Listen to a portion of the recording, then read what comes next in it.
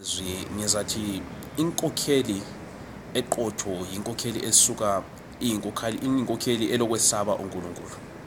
Njalo siyichurch sinje simile sikhangelele inkokheli ebuya ilokwesaba into ezine esibuya lazo. Sibuya lenkokheli elokwesaba uNkulunkulu, inkokheli engasoze eabuse amandla, engasoze iphathe amandla ngendlela engayisiyo, inkokheli engela ubugwelegwele icorruption. Sikhangele inkokheli engasoze iperpetrate, engasoze iphakamise iviolence, engasoze ihlukumeze abantu. Sikhangele inkokheli ezavuma ukubana ingangena eofisini iyenze umsebenzi wayo ngendlela, ngesikhoya sithi incompetence.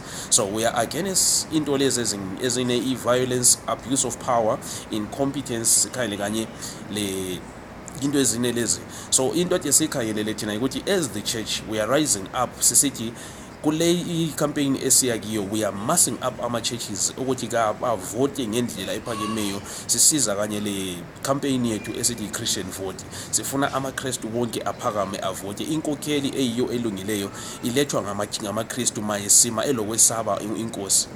So siza thina siphakama ukuthi amaKristu bonke kaphakame avote, akhethe inkokheli yawo ayifunayo.